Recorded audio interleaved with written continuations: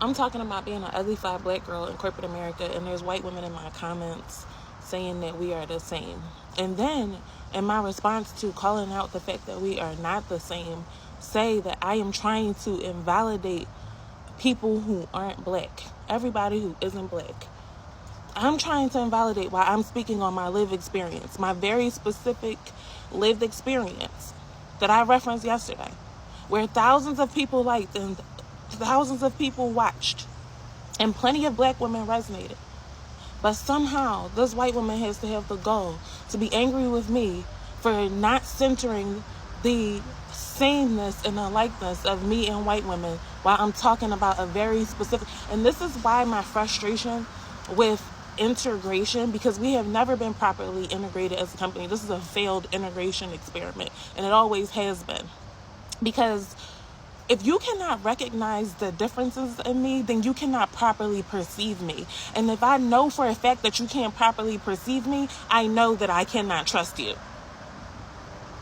And at the very least, if you know that you can't perceive me, be honest about that. Then I could trust you. I can trust anybody who's honest. But the people who literally look me dead in my face or come dead ass to my platform and lie and act like they have no idea how we are not the same, and then to have other women of color joining in the conversation, talking about, yeah, that's right, we're not the same. We're not the same. And I'm never going to trust anybody who says that we are, because we aren't. The way through has always been for us to give up something, for my people to give up something in exchange for you to do what you should have been doing the whole time, which is respecting the unique differences of us all. But because you are so fucking fascist as a people, because you are addicted to sameness, because you literally rebuke individuality like it's a demonic spirit haunting the earth, y'all are constantly doing this in the spaces. This is my motherfucking platform, and it always has been. That's why it's self-titled Nayera the Goddess, period. This is always going to be my perspective, and you're never going to be able to argue with me about my lived experience, period. One of the most haunting things about being an ugly girl in corporate spaces or just workspaces in general is when I was so welcome to be part of the labor, but never welcome to be part of the face, part of the pride, right? Part of what was to be shown off. And this happened a lot in anywhere that you could imagine showing up doing labor, whether that's in a relationship, but mostly I'm talking about in the context of work. Being an ugly corporate girl was absolutely horrendous, especially in this body, right? Because I'm a black girl and I'm a big girl. So whenever I said things that were, when I was being passionate, it always came off as me having an attitude. People had no idea, no problem taking my ideas, but they had all the problem in the world with giving me the credit for them, letting me be the face of it, letting me be the pilot of it. And a lot of times what was manipulative about that was that they gave me the idea that I would be.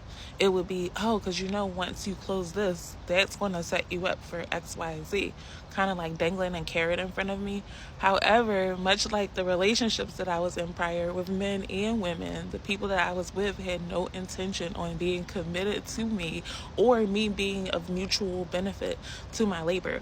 And that's why I make a lot of these videos, because a lot of y'all don't understand that being in that uglified category makes you essentially the prey to a very predatory concept. And the only reason you would have any dispute in my comments is because you just don't want the information getting out, which is very sus. So if you are navigating this space, if you've been uglified, because there's a difference between believing that you are ugly yourself and being uglified, because being uglified is something that happens to you in the context of the social paradigm, and believing you are ugly is completely different.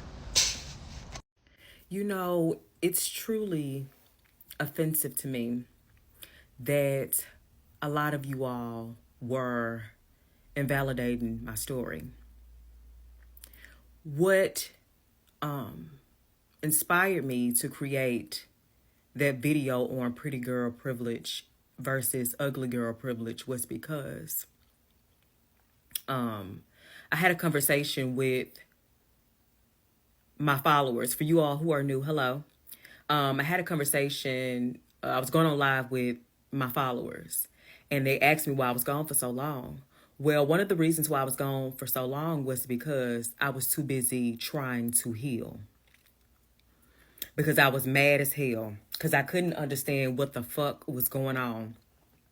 I was working for a credit union. And I had a regional director who's a black woman who did not like me because of my skin complexion. I'm going to be honest. She had my branch manager, who's a white man, and attacking me. He didn't have anything against me, but of course, with her being a regional director, him trying to keep his job, he threw me under the bus. My assistant branch manager, who is a black woman, was jealous of me, and she was really attracted to me. So her and I stayed into it. I tried to seek legal help, and I didn't get any assistance. I saw a lot of the dolls talking about how EEOC helped them. Well, that didn't help me. I didn't get that. That's why I created this video. And what pisses me off is that so many women go through similar things, and our stories are invalidated because of the things that we go through. And a lot of y'all who were invalidating my story of what I was talking about were women. This is why people don't come out and tell their truth. This is why. This is why.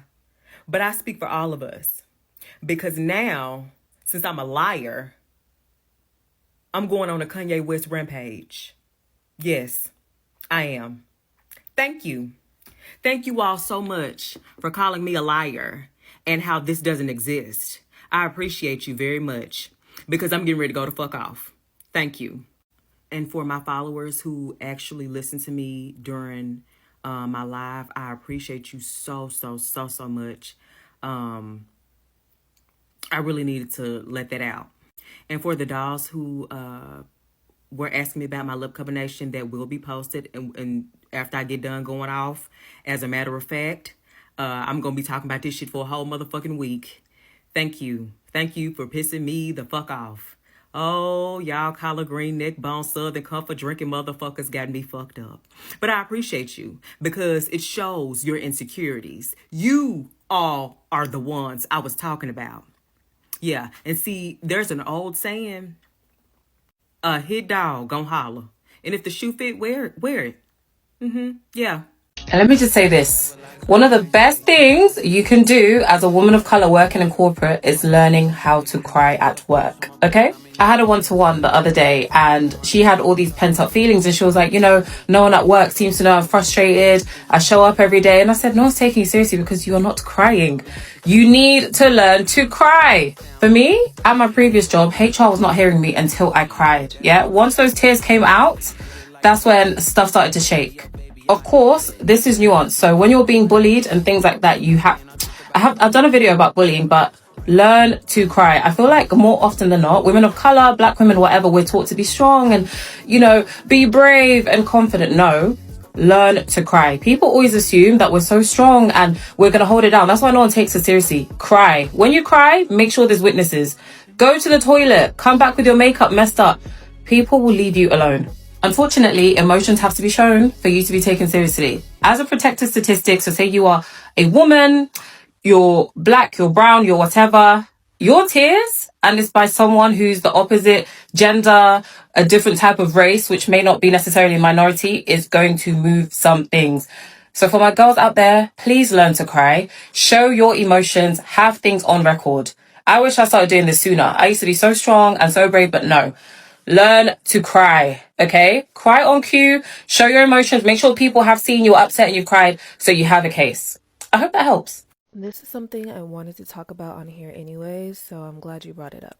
I've been in work environments where I was the only woman on the team. I've been in an entire company where I was the only black woman employed at the company. So I understand the frustration and the stress that this kind of situation can cause. You have to become okay with people not liking you. One thing I learned while working in public relations is that If people are trying to twist a narrative about you and take your words and turn it into something that it was never intended to be, the best thing that you can do is actually to just let them have that narrative. Unfortunately, when you attempt to defend yourself and you get to over explaining and trying to debate why people would even say such a thing about you, you start to look guilty. That is just how the human brain perceives rebuttals. I don't know what race or ethnicity you are, but if you are a person of color, and if it did come down to your word against this other person's word who is a non-person of color, the best defense mechanism that you would have at that point would be just the evidence of your work. If you are still employed with this company, it is because they saw value in something that you were contributing to the company. And as long as who you are and what you do, what values you uphold, don't interfere with that company's ability to succeed and thrive, you are fine. You have to remember that you are there to do a job. And I know it's hard to be productive when your personal feelings are being agitated, but as humans, and especially as women, we have to learn how to just move out of logic. Because being overly emotional, trying to argue and debate with people, especially in a workplace setting, will completely just mess up what you have going on there. The best advice that I could give you here is to just focus on the work that you're there to do and do it well. You can't pay attention to what other people are saying about you because people are always going to have their own narrative. And also, when people are dissatisfied with their lives, when they don't have anything going on, they need to pick apart someone else's life to make them feel better. But if it does become abusive, I never encourage people to stay in abusive situations, work environments. It does not matter. If it gets to that point, I would encourage you to start looking for other places of employment. Because despite what you see on TikTok and just on the internet, there are companies that are still hiring, and there are companies that exist that will value you and respect you. I have found them. I work for one now, and leaving other companies was the best decision that I've made. Let's talk about what not to do as a Black woman in corporate America. There are certain lessons they don't teach you in orientation, but you learn them through experience, through side eyes in meetings, through feedback that's not really feedback, and through people underestimating you before they even met you. So here's my list of some things not to do and some things to do if you want to keep your peace and your power intact. Number one, this one to me is just like self-explanatory and you should already be doing this, but I'm going to tell you anyway. Never add your coworkers on social media. I don't care how friendly they seem. Work friends are work friends. Keep your personal life off of their timeline. They don't need to know where you brunch, who you date, or what your opinions are, or what you're doing on a random Sunday night. Because them same people laughing under your post will also have screenshotted your post and be plotting to use it at any moment they need to. Number two, never let microaggressions slide. I don't sweep anything under the rug. Not tone, not comments, not the compliments that really aren't compliments. If you say something racist, stereotypical, or simply out of line, I will make you uncomfortable. Respectfully, of course, but it's gonna get addressed. Taylor A. Williams, A for addressing everything, okay? Because the thing is, silence would get interpreted as agreement. And one thing I'm never gonna do is let you get comfortable being disrespectful to me or around me. Number three. My God, I couldn't even, you saw that? Couldn't even catch my finger. Number three. Never let people make you feel like you do not belong in the room that you're in. You worked hard to be there. You earned your seat. Do not shrink. Do not over-explain. And do not feel like you have to prove why you deserve to speak. Walk in like you belong, because you do. You were invited for a reason. And half of the time, no tea, no shade, you're more qualified than the people side-eyeing you, okay? Number four, always have a paper trail. My God, today. Documentation is protection, period. Keep receipts, take notes, forward confirmation email to your personal account if your company allows.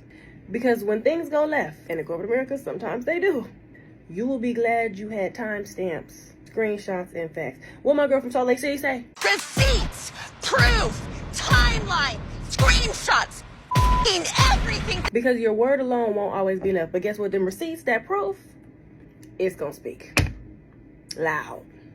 Number 5, don't let them silence your voice in meetings. You have ideas, you have perspective, you have value. And if someone tries to interrupt you or say your idea louder, like they just came up with it, because let me tell you, boy, does that happen. You stop them politely, but directly. Actually, I just said that. Let me finish my thought. Yeah. Don't let them take credit or dim your presence. You belong in that conversation. Number 6, protect your peace. Every battle is not yours to fight. You can clap back strategically, but not emotionally. Document it, report it, and then move accordingly. Because the goal is longevity and legacy, not burnout. Learn to step back, log off, or take that PTO day before they take it from you. Number 7, don't let them box you in. You're not the diversity hire. You're not just the black perspective. You are strategy, creativity, leadership, and innovation. If you want to help with the DEI committee, that's fine. But don't let them limit your contribution to culture when you bring so much more to the table. You can care about representation and still demand high recognition for your results. And last but not least, never lose yourself trying to fit in. My God, today. You do not have to code switch yourself into exhaustion to be respected. You can be polished and authentic, professional, and proud of who you are. Because when you start watering yourself down to make others comfortable, you start disappearing. And we're not disappearing anymore, we're showing up. So yeah, being a black woman in corporate America, that just triggered me, is not easy. It comes with its challenges, but once you learn how to protect yourself, set boundaries, and stand on business, you realize you can thrive in any room they put you in, or that you put yourself in, okay? We're not playing small, we're not letting things slide, we're documenting, we're protecting our peace, and we're owning our space, unapologetically. And y'all know I'm saved, so I do have to leave you with the word. In Matthew, it says, you are the light of the world. A city set on a hill cannot be hidden. My God, today. So remember that. And walk in that office like you own the place. And if they don't invite you to the table, we will make our own.